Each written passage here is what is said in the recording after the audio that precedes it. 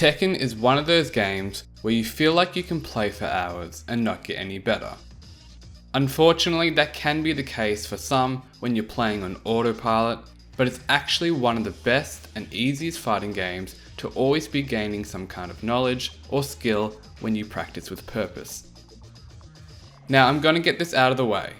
If you boot up Tekken, play a few games, have some fun, and then go on with your life, that's perfect. That's how games should be. But if you're aiming to get somewhat decent, or just improve every time you play, then there are incorrect ways to go about things.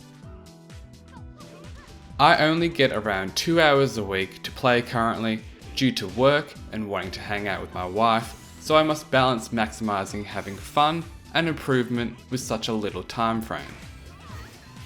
Since I've played for a little over half a year now, I kind of have an idea of what my core weaknesses are, such as matchup inexperience and the slowest reactions a human could possibly have, leading me to eat grabs for breakfast, lunch and tea.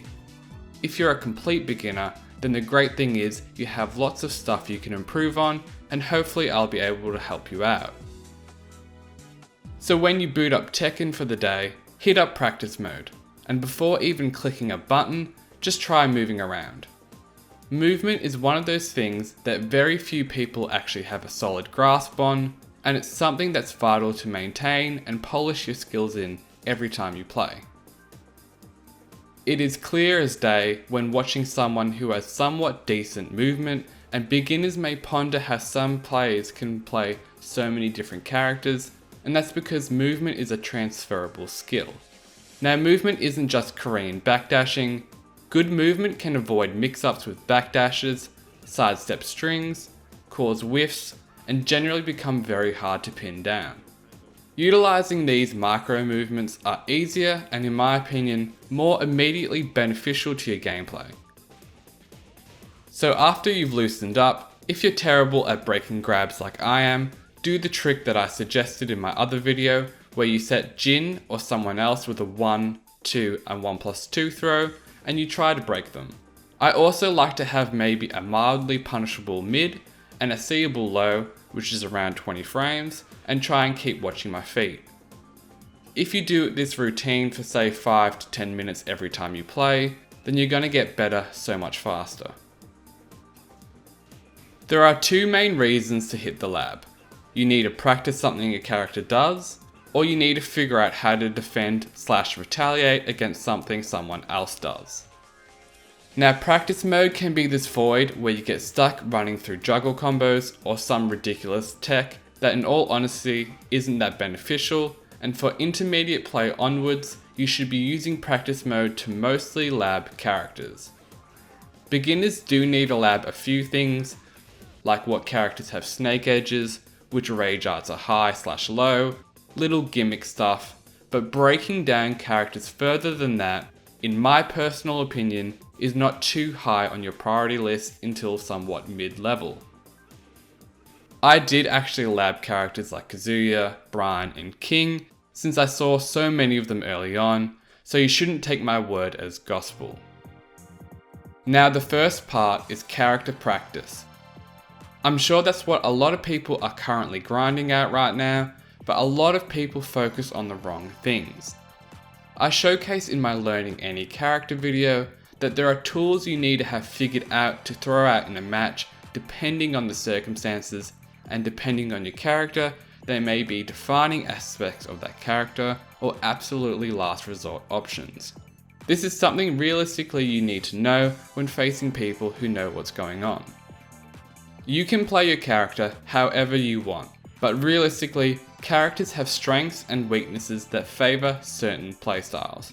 When you're in the lab, you should be working out your overarching strategies that you want to enforce. A lot of people talk about flowcharts in a negative way. The reason people find success with them is because they are a small series of attacks that highlight the character's strengths, whether it be a counter hit setup, an evasive tactic, or other.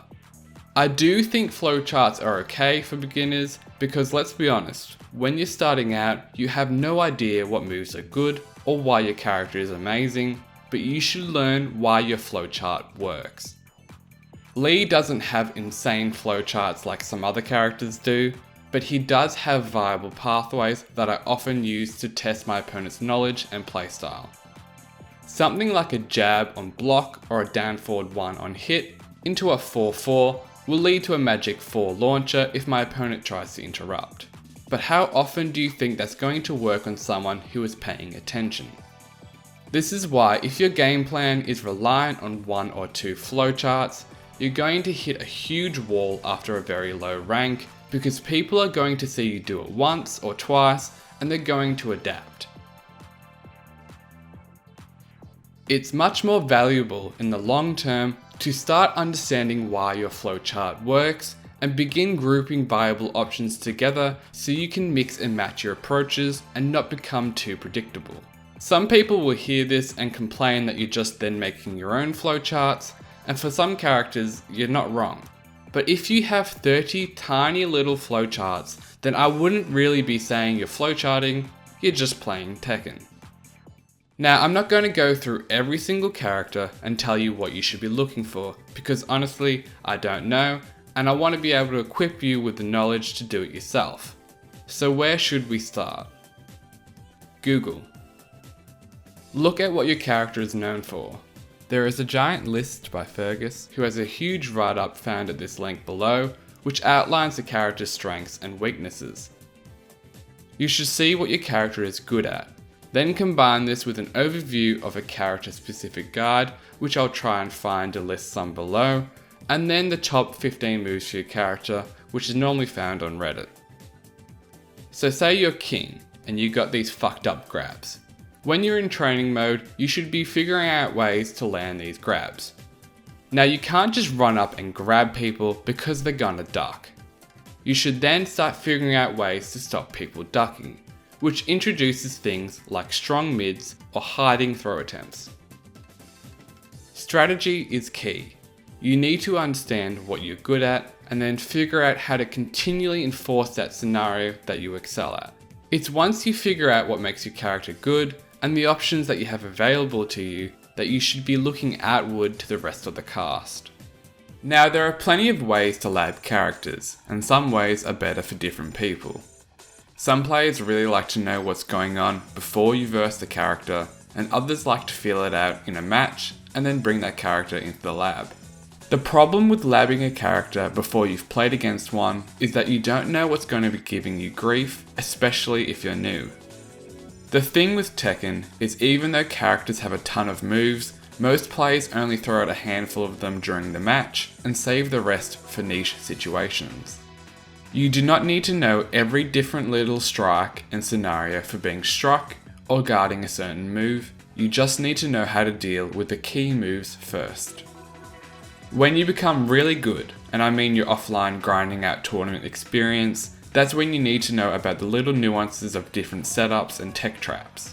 I'm very far away from being a great player. I really only know my character around 90%, and I've only ever played Lee.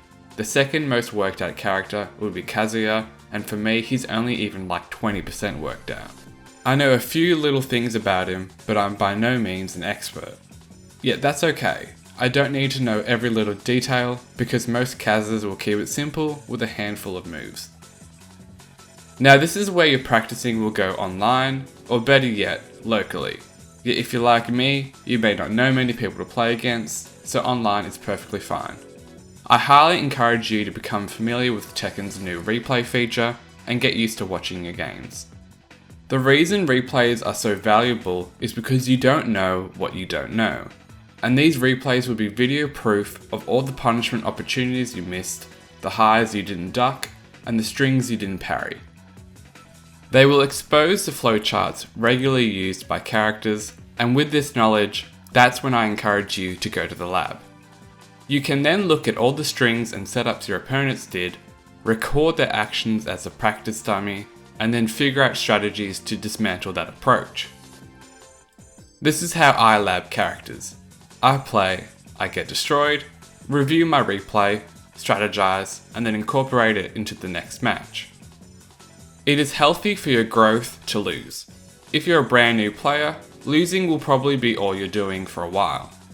although it is not going to help you grow if you do not understand why you lost. Labbing will turn your losses into knowledge that you can equip yourself with to never fall victim to that tactic again.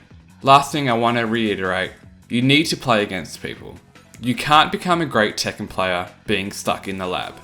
You need to get used to fighting under pressure, and you need to get used to being cheesed out and figuring out how people like to play different characters.